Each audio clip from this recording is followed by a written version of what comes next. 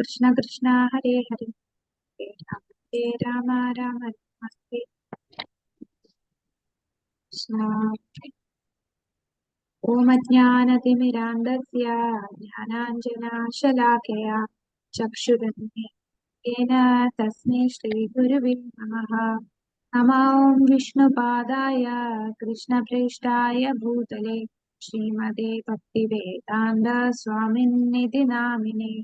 നമസ്തേ സരസ്വതേ ദേവേ ഗൗരവാണി പ്രചാരിണേ शेषशून्यपादिपाश्चात्यदेशधारिणे.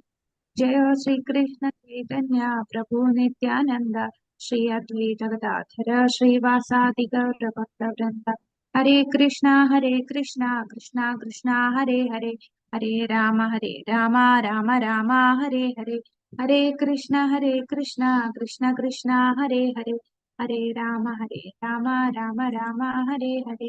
हरे कृष्णा कृष्णा कृष्णा हरे हरे हरे राम राम राम हरे हरे.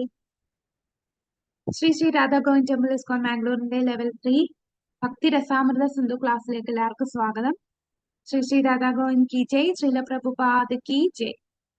നമ്മൾ ഇന്ന് 13ാമത്തെ അധ്യായത്തിലേക്ക് കടക്കുകയാണ്. അപ്പോ ഭക്തിയുത സേവനത്തിന്റെ 64 ഇനങ്ങൾ നമ്മൾ കണ്ടു. അതില് ഏറ്റവും പ്രധാനപ്പെട്ട ആ പഞ്ചാംഗ ഭക്തി, ഭക്തിയുത സേവനത്തിന്റെ 5 അംഗങ്ങൾ, 64 ഇനത്തില് നമുക്ക് ഭക്തിയിൽ മുന്നോട്ട് പോകാൻ സഹായിക്കുന്ന ഏറ്റവും ശക്തമായിട്ടുള്ള 5 അംഗങ്ങളാണ് പഞ്ചാംഗ ഭക്തിയിൽ വരുന്നത്. അപ്പൊ 64 ഇനത്തിൽ പറഞ്ഞ അവസാനത്തെ 5 കാര്യങ്ങൾ അത് വീണ്ടും നമുക്ക് നമ്മുടെ ശ്രീല രൂപ ഗോസ്വാമി അതെടുത്തു പറയാം. അപ്പൊ 13ാമത്തെ അധ്യായമായിട്ട് ശ്രീല പ്രഭുപാദർ പഞ്ചാംഗ ഭക്തിയെ കുറിച്ച് പറയാം.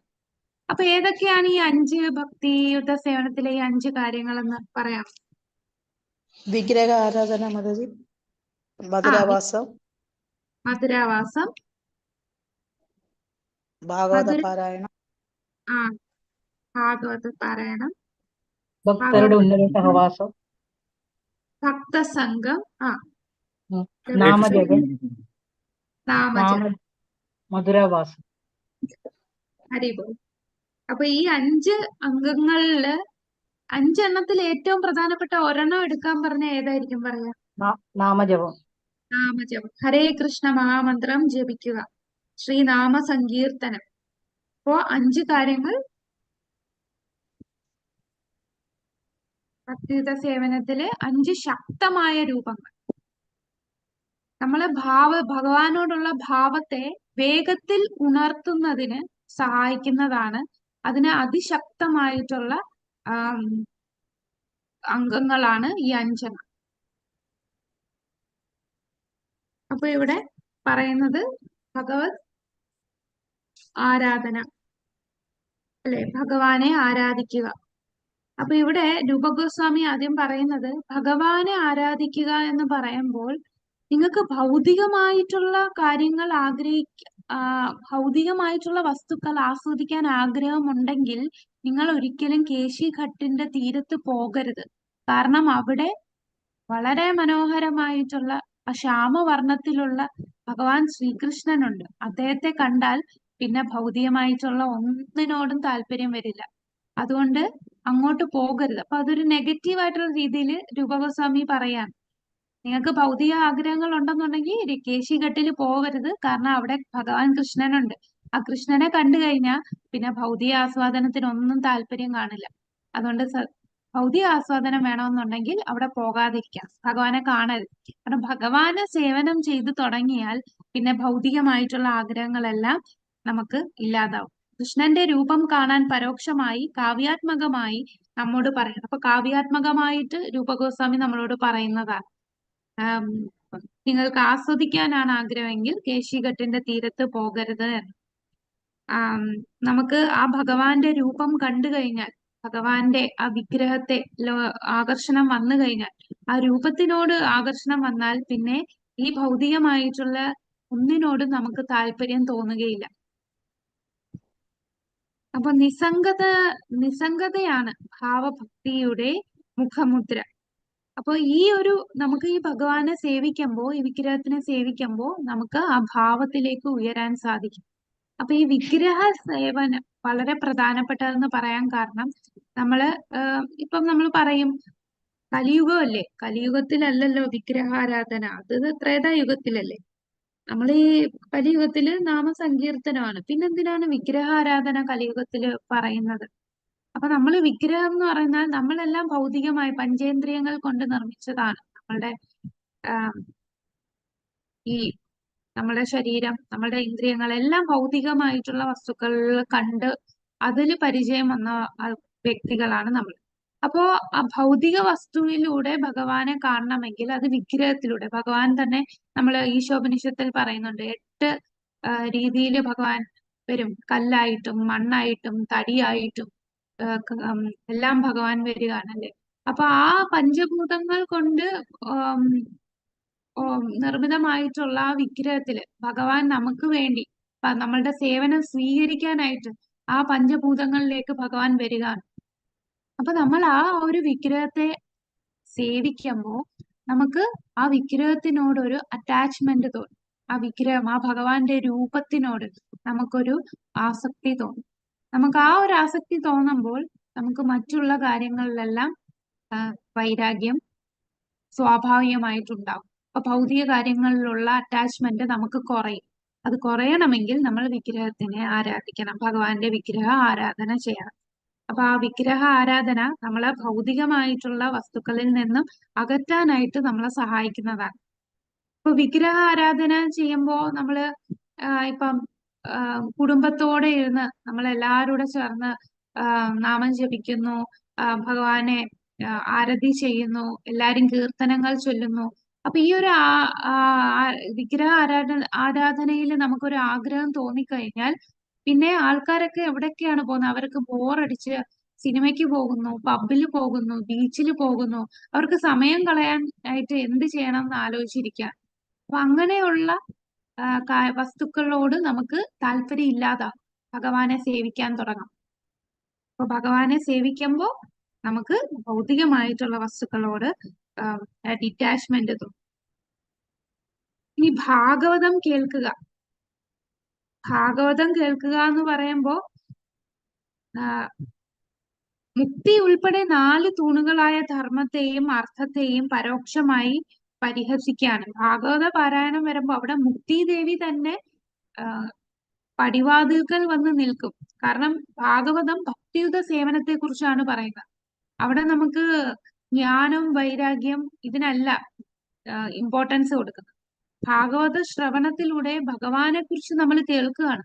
അത് ചെവിയിലൂടെ നമ്മളെ ഹൃദയത്തിൽ എത്തുന്നു. അപ്പൊ ധർമ്മ അർത്ഥ കാമ മോക്ഷം വർണ്ണാശ്രമ ധർമ്മം ഇതിലൊന്നും നമുക്ക് താല്പര്യം വരില്ല. ഇതിലൂടെ കിട്ടുന്നതിനേക്കാളും ഏറ്റവും ഉപരിയായിട്ടുള്ള ഫലമാണ് ഭാഗവത ശ്രവണത്തിലൂടെ നമുക്ക് ലഭിക്കുന്നത്. അപ്പൊ വർണ്ണാശ്രമം ഒക്കെ ഭക്തിയിൽ വരുന്നതിന് മുമ്പുള്ള ആൾക്കാർക്കുള്ളതാണ്. അവർക്ക് ഭക്തിയിലേക്ക് വരാനുള്ള ഒരു ചവിട്ടുപടിയാണ് വർണ്ണാശ്രമം. എന്നാൽ ഭാഗവത ശ്രവണത്തിലൂടെ വർണ്ണാശ്രമത്തിനും അപ്പുറമായിട്ട് എത്തുകയാണ്. മുക്തി പോലും ആഗ്രഹിക്കില്ല. കാരണം ധർമ്മ അർത്ഥ കാമ മോക്ഷം അതാണല്ലോ വർണ്ണാശ്രമ ധർമ്മത്തിലും പറയുന്നത്. ആ 4 ആശ്രമവും 4 ധർമ്മവും ബ്രഹ്മചര്യ, വാനപ്രസ്ഥം, ഗൃഹസ്ഥം, വാനപ്രസ്ഥം, സന്യാസം, കൂടാതെ 4 ചാതുർവർണ്ണ്യം അല്ലെ.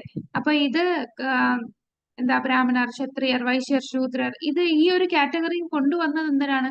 അവര് ധർമ്മം മനസ്സിലാക്കുക, അർത്ഥം, കാമം, അവസാനം മോക്ഷം. പക്ഷെ ശ്രീമദ് ഭാഗവതം ശ്രവിക്കുമ്പോ മോക്ഷം പോലും ആഗ്രഹിക്കുന്നില്ല, പോലും വേണ്ടാന്ന് വെക്കുന്നതാണ്. അതാണ് ഭാഗവത ഭക്തന്മാർ.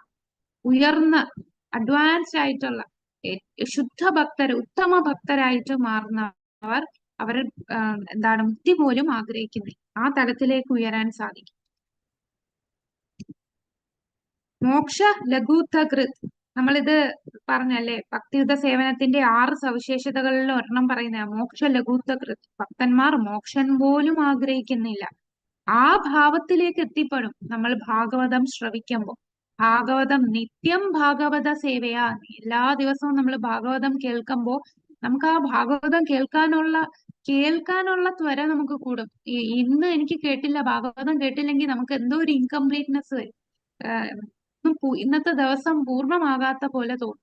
അപ്പൊ ആ ഭാഗവതം കേൾക്കാനുള്ള ആസക്തി വന്നാൽ പിന്നെ നമുക്ക് മോക്ഷം പോലും ആഗ്രഹിക്കുന്നില്ല. അപ്പൊ ആ ഒരു ഭാവത്തിലേക്ക് എത്താൻ സാധിക്കും നമ്മൾ നിരന്തരം ഭാഗവതം ശ്രവിക്കുമ്പോൾ. ഇനി മൂന്നാമത്തേത്, അപ്പൊ നമ്മളിപ്പോ വിഗ്രഹാരാധന പറഞ്ഞു, അതാണ് ഭഗവത് സേവനം. രണ്ടാമത് ഭാഗവത സേവ പറഞ്ഞു. മൂന്നാമത്തത് ഭക്തരുമായി സഹവസിക്കുക, ഭക്തസംഘ. കൃഷ്ണനെ കണ്ടപ്പോൾ കണ്ണുനീർ വിറയൽ, അവനെ കണ്ടപ്പോൾ എനിക്ക് വീട്ടിൽ നിൽക്കാൻ കഴിയണില്ല.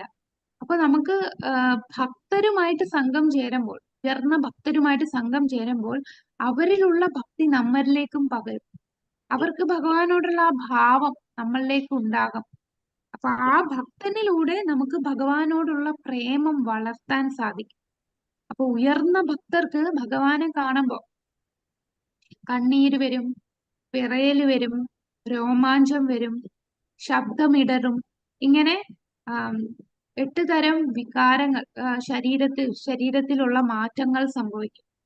ഇത് ഭക്തസംഘത്തിലൂടെ നമുക്കത് വളർത്തിയെടുക്കാൻ സാധിക്കും. നമുക്ക് ഒറ്റയ്ക്ക് ഇരുന്ന് ഭഗവാനോടുള്ള ഈ ഒരു ഭാവത്തിലെത്താൻ സാധിക്കില്ല. ഭക്തന്മാരുമായിട്ടുള്ള സംഘം ചേർന്നാലേ നമുക്കത് സാധിക്കും. നമുക്ക് ആ ഭഗവാനെ നേടാനുള്ള അത്രയും തീവ്രമായിട്ടുള്ള ആഗ്രഹം നമ്മളിൽ ഉണ്ടാവണമെങ്കിൽ ഭക്തരുമായി സംഘം ചേരണം. ഭാവത്തിന്റെ ലക്ഷണം വിരക്തിയാണ്, ഭൗതിക ജീവിതത്തോട് നിസ്സംഗത. നമുക്ക് ഭൗതികമായിട്ടുള്ള കാര്യങ്ങളിലെല്ലാം നിസ്സംഗത വരുന്നത് ആ വിരക്തി ഉണ്ടാകണം. ഈ ഭാവത്തിലൊക്കെ എത്താൻ നമുക്ക് ഭക്തരുടെ ആവശ്യമുണ്ട്, ഭക്തരുടെ സംഘം. കാരണം നമ്മളുടെ ആരുമായിട്ട് അസോസിയേറ്റ് ചെയ്യുന്നു, അത് വളരെ പ്രധാനപ്പെട്ടതാണ്. നമ്മൾ ഒറ്റയ്ക്കിരുന്ന് ആരുമായിട്ട് അസോസിയേറ്റ് ചെയ്യാതെ ഇരിക്കാൻ നമുക്ക് സാധിക്കില്ല. നമുക്ക് ഈ ഒരു സമൂഹത്തിൽ ജീവിക്കുന്നവരായതുകൊണ്ട് നമുക്ക് ഈ സമൂഹത്തിലുള്ളവരുമായിട്ട് ഇടപെടേണ്ടതാണ്. ഈ സമൂഹത്തിലുള്ള 99% ആൾക്കാരും അഭക്തരാണ്, ഭക്തരല്ലാത്തവരാണ്. അപ്പൊ അവരുമായിട്ട് കൂടുതൽ ഇടപഴകുമ്പോൾ നമ്മളുടെ ഭക്തി ഉയരത്തില്ല. അവരുടെ ഇൻഫ്ലുവൻസ് വന്ന് നമുക്ക് കൂടുതൽ കാര്യങ്ങൾ ഭൗതിക കാര്യങ്ങളിലേക്ക് അതിലേക്ക് പെട്ടുപോകും, അതിൽ വീണുപോകും. അതുകൊണ്ട് ഭക്തരുടെ അസോസിയേഷൻ വളരെ പ്രധാനപ്പെട്ടതാണ്. ആ ഭക്ത സംഘത്തിലൂടെ മാത്രമേ നമുക്ക് ഭക്തിയിൽ ഉയരാൻ സാധിക്കും. നാലാമത്തത് വളരെ പ്രധാനപ്പെട്ടത് നാമസങ്കീർത്തനം. നാമസങ്കീർത്തനം സർവപാപത്തെയും നശിപ്പിക്കുന്നതാണ് നാമസങ്കീർത്തനം. നാരദമുനി കൃഷ്ണന്റെ മഹത്വങ്ങൾ ആലപിക്കുന്നു. ഒപ്പം എന്റെ ഹൃദയത്തിലേക്ക് ഭഗവാൻ കടന്നു വരുന്നു. ഞാൻ എല്ലാ ബന്ധങ്ങളിൽ നിന്നും വിട്ടുപോകുന്നു. നാരദമുനിയുടെ കീർത്തനം കേൾക്കുന്നത് ഭൗതിക ആസ്വാദനത്തിനായുള്ള എല്ലാ ബന്ധങ്ങളും നഷ്ടപ്പെടുത്തും. അപ്പൊ ഇതൊക്കെ ഭഗവാനോടുള്ള ഭാവഭക്തിയിലുള്ള ലക്ഷണമാണ്. നാരദമുനി സദാസമയം ഭഗവാനെ കീർത്തനം ചെയ്തുകൊണ്ടേയിരിക്കുകയാണ്, അല്ലെ? നാരായണനെ പ്രാർത്ഥിച്ചുകൊണ്ടേയിരിക്കുകയാണ്. ആ വീണ മീട്ടി നാമസങ്കീർത്തനം ചെയ്തുകൊണ്ടിരിക്കുകയാണ് നാരദമുനി. അപ്പൊ ആ നാമം നമ്മൾ ചെവിയിലൂടെ കേട്ട് നമ്മളുടെ ഹൃദയത്തിലേക്ക് വരുന്നു. അതാണ് നമ്മൾ നാമം ജപിക്കുമ്പോൾ ഏറ്റവും പ്രധാനപ്പെട്ടത്. നമ്മൾ നാമം ശ്രവിക്കുക, ശ്രദ്ധയോടെ നാമം കേൾക്കുക, കേട്ട് നാമം ജപിക്കുക. അപ്പൊ അത് ഒരുപാട് പേർക്ക് വരുന്നത്, ഞാൻ എത്രയോ നാമം ജപിക്കുന്നു, പക്ഷെ എനിക്ക് വലിയ മാറ്റമൊന്നും വരുന്നില്ലല്ലോ. കാരണം ആ മാറ്റം വരാത്തതിന് കാരണം നമ്മളെ നാമം അപരാധത്തോടു കൂടി ജപിക്കുന്നത് കൊണ്ടാണ്. അപരാധമില്ലാതെ നാമം ജപിക്കുക. അപരാധം നമ്മൾ എല്ലാ ദിവസവും 10 നാമാപരാധങ്ങൾ പറയും. അതിൽ അവസാനം പ്രത്യേകം പറയുന്ന ഒരു കാര്യമുണ്ട്. എന്താണ് അവസാനത്തെ നാമാപരാധത്തില്? അഡീഷണൽ ആയിട്ടൊരു സെന്റൻസ് കൂടെ ആഡ് ചെയ്തിട്ടുണ്ട്.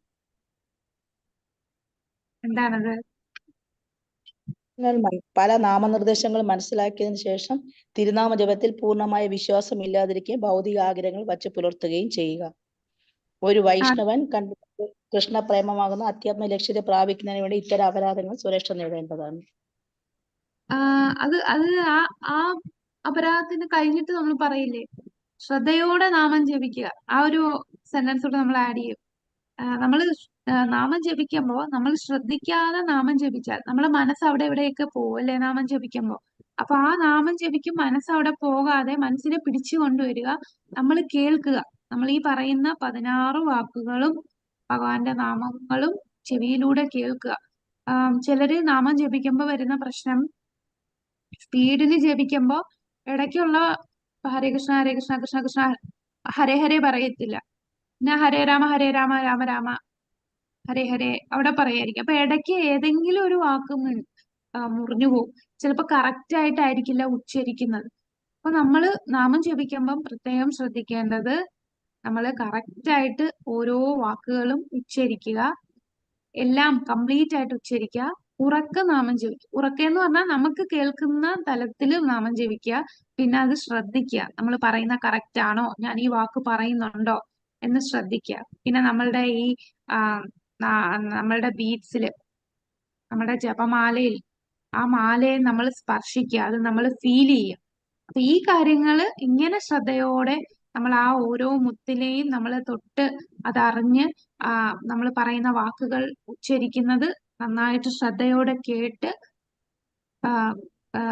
അത് നമ്മുടെ മനസ്സ് അങ്ങോട്ട് പോയാലും മനസ്സ് പോവും. അത് എല്ലാവർക്കും സ്വാഭാവികമാണ്. അത് മനസ്സ് വേറെ എന്തെങ്കിലുമൊക്കെ ചിന്തയിൽ പോകും. എന്നാലും നമ്മൾ ആ മനസ്സിനെ തിരിച്ചു കൊണ്ടുവരണം. അത് പോകുന്ന വഴിയിൽ അങ്ങ് വിട്ടു കഴിഞ്ഞാൽ 16 മാലയും കഴിഞ്ഞ് കഴിഞ്ഞു, ഇന്നത്തെ നാമജപം കഴിഞ്ഞു എന്ന് പറഞ്ഞിരിക്കും. പക്ഷെ ശരിക്കും പറഞ്ഞാൽ ശ്രദ്ധയോടെ നാമം ജപിച്ചത് വളരെ കുറച്ചായിരിക്കും. കൂടുതൽ കൂടുതൽ ശ്രദ്ധയോടെ നാമം ജപിക്കും തോറും നമ്മളുടെ ഉള്ളില് ആ മാറ്റം ഉണ്ടാകും. ഇപ്പൊ തന്നെ ഒരുപാട് പേർക്ക് ഇപ്പം ലെവൽ 3 ക്ലാസ്സിൽ എത്തി. അപ്പൊ ലെവൽ 3-ലെത്തി, ലെവൽ 1, ലെവൽ 2, ലെവൽ 3-ലെത്തി. ഇത് കേൾക്കാൻ താല്പര്യമുണ്ട്, ഭൗതികമായിട്ടുള്ള കാര്യങ്ങളിലൊക്കെ താല്പര്യം കുറഞ്ഞു എന്നുണ്ടെങ്കിൽ അത് ആ നാമജപത്തിന്റെ ശക്തിയാണ്. നമ്മൾ ആ നാമം വർക്ക് ചെയ്യുന്നതാണ് ഈ നമുക്ക് ഭൗതിക ആസ്വാദനത്തിനോട് താല്പര്യം ഇല്ലാതാകുന്നത്. അപ്പൊ ഭഗവാന്റെ ആ കീർത്തനം, നാരദമുനി ഭഗവാനെ കുറിച്ചുള്ള കീർത്തനങ്ങൾ പാടുമ്പോൾ അത് കേൾക്കുമ്പോൾ തന്നെ നമുക്ക് ഭൗതിക ആസ്വാദനത്തിനുള്ള ബന്ധങ്ങൾ നഷ്ടമാകും. അപ്പം വിരക്തി നിസ്സംഗതയിലേക്ക് നമുക്ക് എത്താൻ സാധിക്കും. അടുത്തത് പറയുന്നതാണ് മധുരാവാസം. യമുനയിലെ ഭഗവാനെ ഞാൻ ഓർക്കുന്നു, പക്ഷികൾ ചിലയ്ക്കുന്നു, എനിക്ക് സന്തോഷം നൽകുന്നു. ലളിതമായി വൃന്ദാവനത്തെ ഓർക്കുന്നത് ഭാവത്തെ യഥാർത്ഥത്തിൽ വികസിക്കുന്നതിനെ കുറിച്ച് എന്താണ് സംസാരിക്കേണ്ടതെന്ന് പെട്ടെന്ന് ഉണർത്താൻ കഴിയും.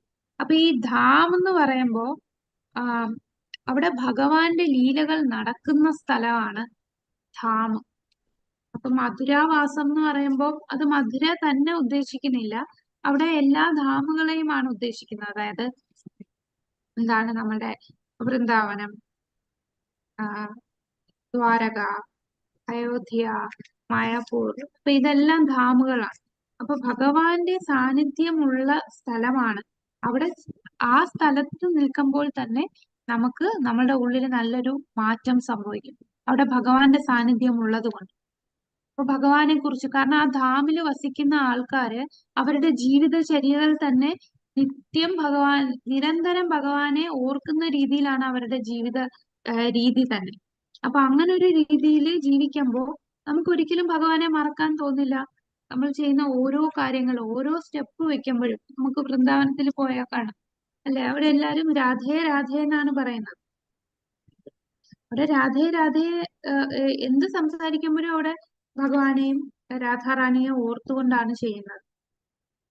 അപ്പൊ അങ്ങനെ അതാണ് ധാം വാസത്തിൽ. അപ്പം 24 മണിക്കൂറും നമുക്ക് ഭഗവാനെ ഒക്കാനായിട്ട് സാധിക്കണമെങ്കിൽ ഇങ്ങനെയുള്ള സ്ഥലങ്ങളിൽ പോകണം. പക്ഷെ ഈ ധാമില് നമ്മൾ പെർമനന്റ് ആയിട്ട് വസിക്കാനുള്ള യോഗ്യത നമുക്കില്ല.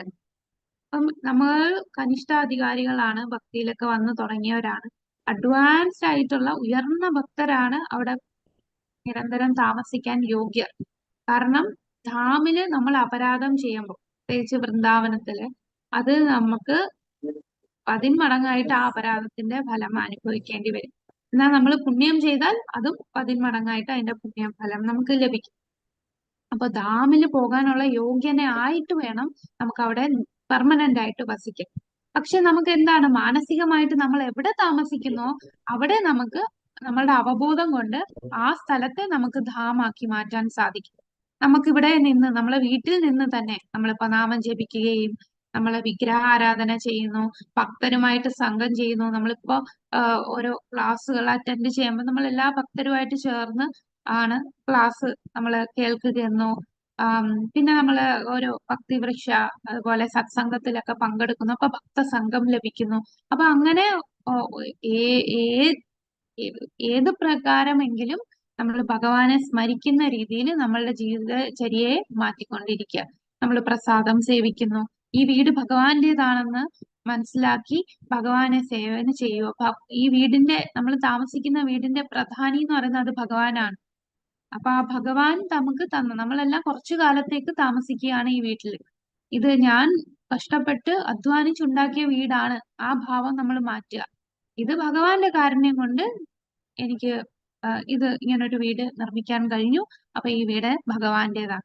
അപ്പൊ ഭഗവാനെ സെന്റർ ആക്കിക്കൊണ്ട് നമ്മൾ ആ വീട്ടിൽ താമസിക്കുമ്പോൾ തന്നെ നമ്മൾ ആ മധുരാവാസം പോലെ ആകും.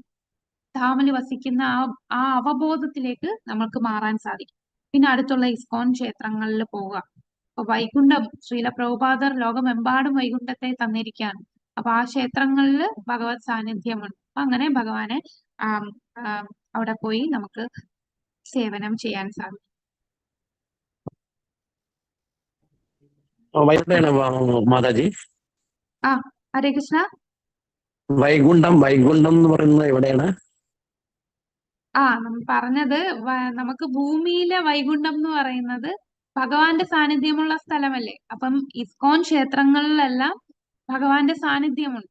അപ്പൊ അവിടെ ഭഗവത് സേവനം ചെയ്യാമെന്ന് പറഞ്ഞതാണ്. അപ്പൊ ശ്രീല ശരി. പ്രഭുപാദ് ലോകമെമ്പാടും ക്ഷേത്രങ്ങള് തന്നു. അപ്പൊ ആ ക്ഷേത്രങ്ങൾ, ആ, അപ്പൊ നമ്മളെ തൊട്ടടുത്തുള്ള ക്ഷേത്രം അത് നമ്മള് ധാമിൽ താമസിക്കുന്നതിന് തുല്യമാണ്. നമ്മൾ അടുത്തൊരു ക്ഷേത്രം ഉണ്ടെങ്കിൽ ആ ക്ഷേത്രത്തിൽ സേവ ചെയ്യുമ്പോൾ നമ്മൾ ധാമിന് വസിക്കുന്നതിന് തുല്യമാണ്. അല്ലാതെ നമ്മൾക്ക് പ്രാക്ടിക്കൽ അല്ല നമ്മള് എല്ലാരും നമ്മളുടെ ഉം, പാക്ക് ചെയ്ത് കുടുംബസമേതം പോയി മധുരയിലും വൃന്ദാവനത്തിലും ഒക്കെ പോയി താമസിക്കുക എന്നുള്ളത്. ഉം, ഉം. ഇപ്പൊ ഇതിനകത്ത് 5 പഞ്ചാംഗ ഭക്തിയിൽ അപ്പൊ മധുരാവാസം പ്രധാന. അടുത്തുള്ള ശ്രീകൃഷ്ണ ക്ഷേത്രമാണോ ഉദ്ദേശിക്കുന്നത് മാതാജി? ശ്രീകൃഷ്ണ ക്ഷേത്രം എന്ന് പറഞ്ഞാൽ നമ്മുടെ സാധാരണ ക്ഷേത്രത്തെക്കാളും നമ്മുടെ ഇസ്കോൺ ക്ഷേത്രമാണ് നല്ലത്. കാരണം മറ്റുള്ള ക്ഷേത്രങ്ങളില് നമ്മൾ പോയി ആരാധന ചെയ്യും, പ്രാർത്ഥിക്കും, വരും. പക്ഷെ എന്താണെന്ന് ഭഗവാനെ കുറിച്ചൊന്നും നമുക്കൊരു നോളജ് നമുക്ക് കിട്ടുന്നില്ലല്ലോ. ഇല്ല. നമുക്ക് ഈ ക്ഷേത്രങ്ങളിൽ പോയാൽ ഇതുപോലെ ക്ലാസ്, ഭഗവത്ഗീത ക്ലാസ് ഒക്കെ തരുമോ? വർഷത്തില് സപ്താഹം വല്ലതും നടത്തും അല്ലെ?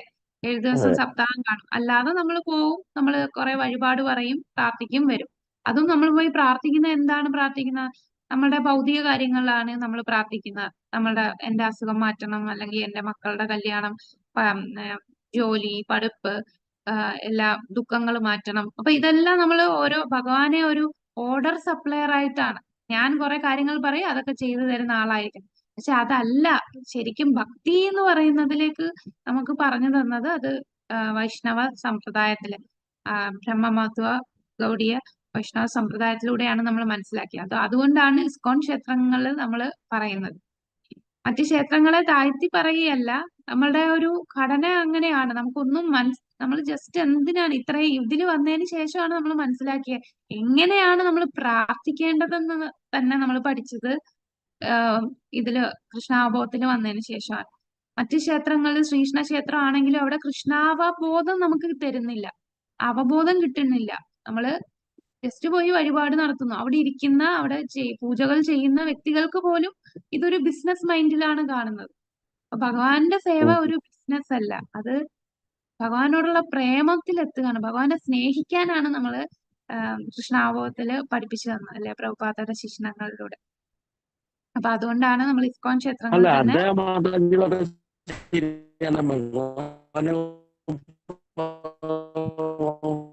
പൈസ ഒന്നും ചോദിക്കുന്നില്ല, അല്ലെങ്കിൽ ആ, ഹരേ കൃഷ്ണ. എനിക്ക് ബ്രേക്ക് ആവുന്നു, എന്റെ നെറ്റിന്റെ കുഴപ്പമാണോന്ന് അറിയില്ല. മാതാജി ആ, ഞാൻ പറയുന്നത് കേൾക്കുന്നുണ്ടോ? മാതാജിന്റെ ഉണ്ട് ഉണ്ട്. കുഴപ്പമില്ല, എന്ന് പ്രഭുജിന്റെ ആണെന്ന് കേൾക്കുന്നുണ്ട് തോന്നുന്നു. മാതാജി. മാതാജിയുടെ കുഴപ്പമല്ല, അവിടുത്തെ നെറ്റിന്റെ കുഴപ്പം, മാതാജിയുടെ കുഴപ്പമല്ല. മാതാജിയുടെ ഓക്കെ ഓക്കെ, ഹരേ കൃഷ്ണ. ഈ മാതാജി ഒരു കാര്യം ചോദിച്ചോട്ടെ, ഈ നമ്മുടെ കൃഷ്ണാവബോധത്തിൽ വന്നേ പിന്നെ നമുക്ക് ആണ് പരീക്ഷണങ്ങൾ നേരിടേണ്ടി വന്നത്. അതുവരെ നമുക്ക് പരീക്ഷണങ്ങളില്ലായിരുന്നു. ഇപ്പൊ നമുക്ക് ഒരുപാട് പരീക്ഷണങ്ങൾ നേരിടേണ്ടി വരുന്നുണ്ട്. അതെന്തുകൊണ്ടാ? പരീക്ഷണങ്ങൾ എന്ന് പറഞ്ഞാല് അതിപ്പം നമ്മൾ നാമം ജപിക്കുമ്പോ നമ്മളിപ്പോ ഒരു വീട് ഭയങ്കര പൊടിയായിട്ട് കിടക്കുക, അപ്പൊ നമ്മൾ അത് വൃത്തിയാക്കാൻ നമ്മൾ ഇറങ്ങി തിരിച്ചു. ചൂലൊക്കെ ആയിട്ട് വന്ന് വൃത്തിയാക്കാൻ തുടങ്ങി. അപ്പൊ ഇത് വൃത്തിയാക്കുമ്പോ ഉടനെ അങ്ങ് ക്ലീൻ ആവോ? എന്തായിരിക്കും സംഭവിക്കുക? ആദ്യം ഈ പൊടിയെല്ലാം അങ്ങ് ഇളകും. പൊടിയെല്ലാം ഇളകി നമ്മള് തുമ്മി തുമ്മി ഒരു പരുവാവും. ഇതെല്ലാം കാരണം അപ്പൊ വിചാരിച്ചോ വൃത്തിയാക്കാൻ പോണ്ടായിരുന്നു, വൃത്തിയാക്കാതിരുന്നപ്പോ ഇവിടെ ഇത്രയും പൊടി ഇല്ലായിരുന്നു എന്ന് നമുക്ക് തോന്നും. അപ്പൊ അത്രയും ക്ലീൻ ചെയ്യുമ്പോ നമ്മുടെ ആ ജന്മാന്തരങ്ങളായിട്ട് അടിഞ്ഞു കൂടിയിട്ടുള്ള അഴുക്കുകൾ നമ്മുടെ ഉള്ളിലുണ്ട്.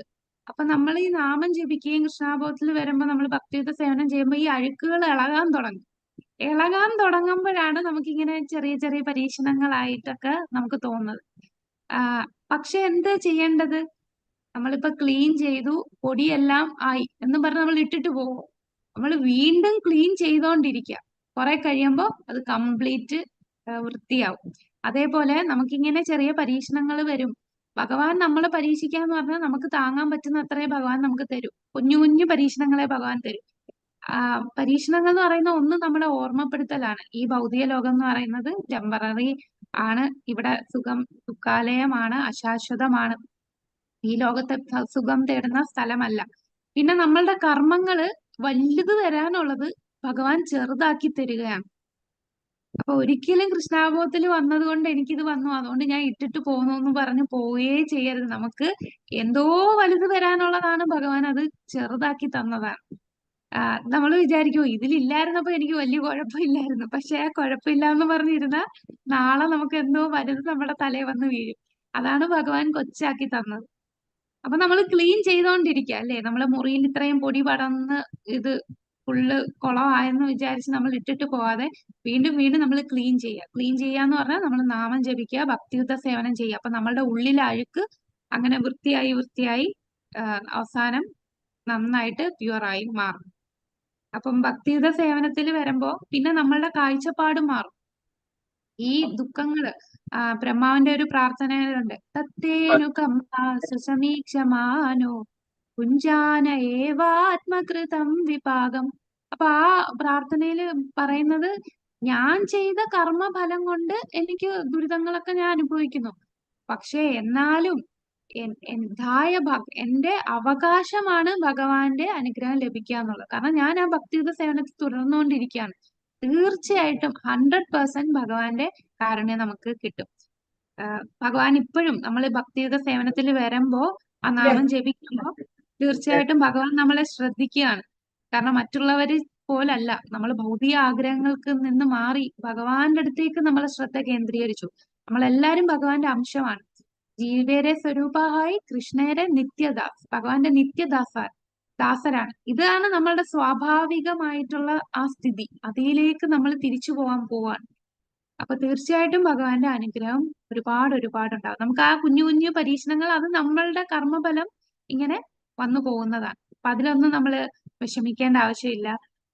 ഇതിൽ വന്നിട്ടാണല്ലോ എനിക്ക് വന്നത് അങ്ങനെയും കരുതണ്ട. കാരണം നാളെ ഇതിന്റെ വലിയ ഒരെണ്ണം നമ്മുടെ തലയിൽ വീഴുന്നതിന് പകരം ഭഗവാൻ അത് കുഞ്ഞു കുഞ്ഞാക്കി നമ്മളെ ഇതിലേക്ക് ഉയർത്തിക്കൊണ്ടിരിക്കുകയാണ്. ഹരേ കൃഷ്ണ. അടുത്തത് കൃഷ്ണ. ഹരേ കൃഷ്ണ പ്രഭു. അപ്പം നമുക്ക് ഈ 5 പഞ്ചാംഗ ഭക്തി ചെയ്യാനായിട്ട് ശ്രീല പ്രഭുപാദർ നമുക്ക് ഈ 5 തൂണുകള് ചെയ്യാനായിട്ടാണ് ഇസ്കോൺ നിർമ്മിച്ചത്. അവിടെ എത്ര വിപുലമായിട്ടാണല്ലേ വിഗ്രഹ ആരാധന ചെയ്യുന്നത്. എല്ലാ ദിവസവും ശ്രീമദ് ഭാഗവതത്തിന്റെ ക്ലാസ് ഉണ്ട്. ഇപ്പം ശ്രീ രാധാ ഗോവിന്ദ് ടെമ്പിളില് 7 മണിക്ക് നമുക്ക് മലയാളം ഭാഗവതം ക്ലാസ് ഉണ്ട്, 8 മണിക്ക് ഇംഗ്ലീഷ് ഭാഗവതം ക്ലാസ്, എല്ലാ ലാംഗ്വേജിലും ഭാഗവത ക്ലാസ് ഉണ്ട് എല്ലാ ദിവസവും. പിന്നെ വിഗ്രഹ ആരാധന നമ്മള് കണ്ടു അല്ലെ, അഭിഷേകമൊക്കെ ചെയ്യുന്നതും എല്ലാ ആരതി ചെയ്യുന്നതും എത്ര ഡീറ്റെയിൽഡ് ആയിട്ടാണ് നമ്മള് വിഗ്രഹത്തെ സേവിക്കുന്നത്. നമ്മൾ അതേസമയം കേരളത്തിലുള്ള ക്ഷേത്രങ്ങളിൽ വിഗ്രഹം എന്ന് കണ്ടാലേ ഇത്രയും രീതിയിൽ ഡെക്കറേറ്റ് ചെയ്യില്ല അല്ലെ. അത് ഇസ്കോണിലുള്ളവരെന്താണ് ഇങ്ങനെ ഒരുപാട് പൂവും ഒരുപാട് ആഭരണങ്ങളും ഇങ്ങനെ ഡ്രസ്സൊക്കെ ഇട്ട് കൊടുക്കുന്നത്. പക്ഷെ കേരളത്തിലുള്ള മറ്റു ക്ഷേത്രങ്ങളിലൊക്കെ ജസ്റ്റ് ഒരു ചെറിയൊരു പട്ട് മാത്രം ഇടും, അധികം ആഭരണം ഇല്ല, ഒരു കല്ല് മാത്രം, പിന്നെ കളഭം വല്ലതും ചാർത്തും, ഇത്രയേ ഉള്ളൂ. അതാണ് ഈ ആരാധനാ രീതിയിലുള്ള വ്യത്യാസമാണ്. ഇവിടെ പാഞ്ചരാത്രിക വിധി പ്രകാരമാണ് നമ്മള് കൃഷ്ണാവബോധത്തില് ഈ ബ്രഹ്മമധ്വ ഗൗഡീയ സമ്പ്രദായത്തില് ആരാധന ചെയ്യുന്നത്. അതേസമയം മറ്റ് ക്ഷേത്രങ്ങളിലൊക്കെ ശങ്കരാചാര്യരുടെ ആ ഒരു പാത സ്വീകരിക്കുന്ന ആ ഒരു ക്ഷേത്രങ്ങളിലൊക്കെ മന്ത്ര ആരാധനയാണ്. അതായത് ഒരു മന്ത്രം പറയും, ഇതം സമർപ്പയാമി, പുഷ്പം സമർപ്പയാമി എന്ന് പറയുമ്പോൾ ആ മന്ത്രം ചൊല്ലുമ്പോ ഞാൻ പുഷ്പം സമർപ്പിച്ചു. ഇപ്പം ഭഗവാൻ ഒരു വസ്ത്രം കൊടുക്കുന്നതിന് ആ വസ്ത്രം സമർപ്പിച്ചു എന്ന് മന്ത്രം ചൊല്ലും. അപ്പൊ ഭഗവാന് അത് വസ്ത്രം കൊടുത്തതുപോലെ. ഇനി ഭഗവാൻ ഒരു ക്ഷേത്രം നിർമ്മിക്കുന്നു എന്ന് മന്ത്രം ചൊല്ലിയാൽ മതി, ക്ഷേത്രം നിർമ്മിച്ച പോലെ. അതേസമയം നമ്മളെ പാഞ്ചരാത്രിക വിധി പ്രകാരം എന്ന് പറഞ്ഞാൽ നമ്മള് പുഷ്പം കൊടുക്കും, വസ്ത്രം അതേപോലെ ഭഗവാന് കൊടുക്കും. ക്ഷേത്രം പണിയെന്ന് പറഞ്ഞ മന്ത്രം പറഞ്ഞ് ക്ഷേത്രം പണിയല്ല, നമ്മളൊരു ക്ഷേത്രം തന്നെ പണിയും ഭഗവാന് വേണ്ടി. അപ്പൊ ആ ഒരു വ്യത്യാസമാണ്. അപ്പൊ വളരെ ലാവിഷായിട്ടാണ് വിഗ്രഹ ആരാധന നമുക്ക് ചെയ്യുന്നത്. പിന്നെ ഭക്തരുടെ സംഘം, നമുക്ക് ഇസ്കോണില് എല്ലാരും ഭക്തരെയും കാണാൻ അവിടെ ഒരുപാട് ഭക്തരുണ്ട്, പല തലത്തിലുള്ള ഭക്തര് കാണും. ഭക്തരുമായിട്ട് നമുക്ക് സംഘം ചെയ്യാം. പിന്നെ നാമസങ്കീർത്തനം ചെയ്യാം. പിന്നെ നമ്മള് നാമസങ്കീർത്തനം എല്ലാ ദിവസവും നാമജപമുണ്ട്, നമ്മൾ 16 മാല ജപിക്കുന്നു. പിന്നെ സങ്കീർത്തനം, ക്ഷേത്രങ്ങളിൽ സങ്കീർത്തനം കാണും, കീർത്തനങ്ങൾ കാണും. പിന്നെ എല്ലാ ഇസ്കോൺ ക്ഷേത്രങ്ങളിൽ നിന്ന് നമ്മൾ യാത്രയ്ക്ക് പോകും അല്ലെ, മായാപ്പൂരില് വൃന്ദാവനത്തിലൊക്കെ വാർഷികത്തില് വർഷത്തില് ഒരിക്കല് നമ്മൾ ഈ ധാമുകളിൽ സന്ദർശിക്കും. അപ്പൊ ഈ 5 കാര്യങ്ങളും വളരെ എളുപ്പത്തിൽ ചെയ്യാനായിട്ട് ശ്രീല പ്രഭുപാദർ നമുക്ക് ഇസ്കോൺ സ്ഥാപിച്ചു. ഹരേ കൃഷ്ണ. അപ്പൊ ഇതാണ് നമ്മളുടെ 13ാമത്തെ അധ്യായം. ഇനി നമുക്ക് 14ാമത്തെ അധ്യായത്തിലേക്ക് കടക്കാം. അപ്പൊ ഇത്രയും ഒക്കെ ആണല്ലോ. ഈ പഞ്ചാംഗ ഭക്തി വളരെ പ്രധാനപ്പെട്ടതാണ്. നമുക്ക് വീട്ടില് വിഗ്രഹം വെച്ച് നമുക്ക് പൂജിക്കാൻ പാടില്ലല്ലോ? വീട്ടില് നമുക്ക് ഫോട്ടോ വെക്കാം ബ്രോ, ഫോട്ടോ വെച്ചിട്ട് ആരാധിക്കാം കേട്ടോ. നമുക്ക് വിഗ്രഹം വെക്കുന്നതിന് വീട്ടില് ടെമ്പിളിന്റെ അത്രയും സ്റ്റാൻഡേർഡ് നമുക്ക് ഫോളോ ചെയ്യാൻ പറ്റത്തില്ല. നമുക്ക് അത് ഈ ബ്രാഹ്മൺ ദീക്ഷയൊക്കെ എടുത്തവരാണ് വിഗ്രഹത്തെ അത് പ്രാണപ്രതിഷ്ഠയൊക്കെ ചെയ്ത് വീട്ടിൽ വെച്ച്, അത് ആ ഒരു അത്രയും ക്വാളിഫിക്കേഷൻ എത്തിയവര് അങ്ങനെ ചെയ്യും. അല്ലാതെ സാധാരണ നമുക്ക് ഭഗവാന്റെ ഫോട്ടോ വെച്ചിട്ട് നമുക്ക് ഈ ആരതിയൊക്കെ ചെയ്യാം. എല്ലാ ദിവസവും നമ്മൾ സംസാരതാവ മംഗളാരതി ചെയ്യണം. നമുക്കൊക്കെ ദീക്ഷ എടുക്കണമെന്നുണ്ടെങ്കിൽ നമുക്ക് ചില കാര്യങ്ങളൊക്കെ പാലിക്കേണ്ടതുണ്ട്. അപ്പൊ അതില് വരുന്നതാണ് നമ്മള് രാവിലെ 4:30 മംഗളാരതി. അത് നമുക്ക് വീട്ടിൽ ചെയ്യാം. നമ്മള് വീട്ടില് പൂജാമുറി കാണും, പൂജാമുറിയില് ഭഗവാന്റെ ഫോട്ടോ വെച്ച് അവിടെ നമ്മൾ വെക്കുന്നത്, വിഗ്രഹം ചെയ്യുന്നതെന്ന് പറഞ്ഞാൽ മുകളില് രാധാകൃഷ്ണന്മാരുടെ, പിന്നെ അതിന്റെ താഴെ നമ്മള് ഗൗരനിത്തായി അല്ലെങ്കിൽ പഞ്ചതത്വത്തിന്റെ താഴെ നമ്മളെ ഗുരുപരമ്പര, അങ്ങനെ വെച്ചിട്ടാണ് നമ്മൾ ആ ഗുരുവിലൂടെയാണ് നമുക്ക് ആരാധന ചെയ്യുന്നത്. അപ്പൊ ആ രീതിയിൽ നമുക്ക് വീട്ടിൽ ആരാധന ചെയ്യാം. വിഗ്രഹം വെച്ചുള്ള ആരാധന അത് പിന്നെ ടെമ്പിളിലെ അതേ സ്റ്റാൻഡേർഡ് അല്ല വീട്ടില് നമുക്ക് വീട്ടിലെ സാഹചര്യം അനുസരിച്ചായിരിക്കും നമുക്ക് ചെയ്യാൻ പറ്റുന്നത്. അതുകൊണ്ട് അത്ര സ്ട്രിക്റ്റ് അല്ല വീട്ടിലെ ആരാധന ചെയ്യാൻ. ഹരേ കൃഷ്ണ മാതാജി. പക്ഷെ വീട്ടിലൊക്കെ നമ്മൾ ഗുരുവായൂരിന്നൊക്കെ വാങ്ങുന്ന കൃഷ്ണന്റെ ഒരു വിഗ്രഹം ഉണ്ടാവുമല്ലോ പണ്ട് മുതലേ ഉള്ളത്, നമ്മുടെ അപ്പൊ അത് നമുക്ക് ഗുരുവായൂരുള്ള ആരാധിച്ചുകൂടാ? അതൊന്നും കുഴപ്പമില്ല, അത് ആരാധിക്കാം. ആ അത് കുഴപ്പമില്ല, ആ അത് ഹരേ ആരാധിക്കാം, കൃഷ്ണ അത് മാതാജി. കുഴപ്പമില്ല. അത് നമ്മൾ എത്രയോ നാളുകളായിട്ട് നമ്മൾ ആരാധിക്കുന്ന വിഗ്രഹം അല്ലേ, അതൊന്നും കുഴപ്പമില്ല. അതെ അതെ. ഹരേ കൃഷ്ണ. Thank you mataji. നമ്മള് എപ്പോഴും നമ്മള് കേരളത്തിലുള്ളവര് ഭഗവാനെ മാത്രമായിട്ടാണ് ആരാധിക്കുന്നത്. പക്ഷെ നമ്മളിപ്പോ കൃഷ്ണാബോധത്തിൽ വരുമ്പോ ഭഗവാൻ ഒറ്റയ്ക്ക് നിൽക്കുന്നതിനേക്കാളും ഭഗവാന്റെ കൂടെ ഒരു ഭക്തനുള്ളതാണ്. അപ്പൊ അതുകൊണ്ടാണ് രാധാകൃഷ്ണനായിട്ടും അല്ലെങ്കിൽ നമ്മള് ഇപ്പം ഭഗവാൻ കൃഷ്ണന്റെ വിഗ്രഹം മാത്രമേ ഉള്ളൂ എന്നുണ്ടെങ്കിൽ അടുത്ത് പശുക്കളെ വെക്കാം. ഒരു പശുവിനെ വാങ്ങിച്ചു വെക്കുമ്പോ ഭഗവാന്റെ ഭക്തനാണല്ലേ പശു. ഗോക്കള് ഭഗവാൻ ഏറ്റവും പ്രിയപ്പെട്ടതാണ് ഗോക്കള്. അപ്പൊ ഭഗവാൻ എപ്പോഴും തന്റെ ഭക്തരുടെ കൂടെ നിൽക്കാനാണ് ആഗ്രഹം. അത് നമുക്ക് അറിയില്ലായിരുന്നു. നമ്മളെപ്പോഴും ഉണ്ണിക്കണ്ണനെ, നമ്മള് ഗുരുവായൂര് കൃഷ്ണനല്ലേ, അപ്പം അങ്ങനെ ഒറ്റയ്ക്കാണ് ആരാധിക്കുന്നത്. അപ്പൊ ഇതെപ്പോഴും നമ്മൾ ഈ കൃഷ്ണാവബോധത്തില് കൂടെ ഒരു ഭക്തൻ വേണം. അപ്പൊ അതിനാണ് നമ്മൾ കൃഷ്ണന്റെ വിഗ്രഹം മാത്രം ഉള്ളപ്പോ ഒരു പശുവിനെ വാങ്ങിച്ച്, നമ്മളെ കാമധേനുവിനെ വാങ്ങിക്കാൻ കിട്ടും. അപ്പൊ അത് സമീപത്ത് വെച്ചാൽ മതി. ഭഗവാൻ ഒരുപാട് സന്തോഷമാണ്. ഹരേ ഹരേ കൃഷ്ണ. ശ്രീ രാധാകൃഷ്ണൻ.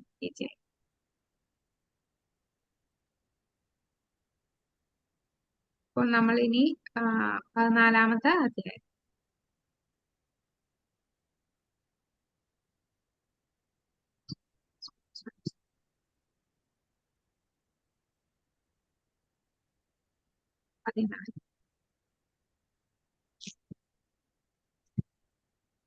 ഇപ്പം വൈദ്യസാധനയെ കുറിച്ചുള്ള അവസാനത്തെ അധ്യായമാണ് ഈ 14-ാമത്തെ അധ്യായം.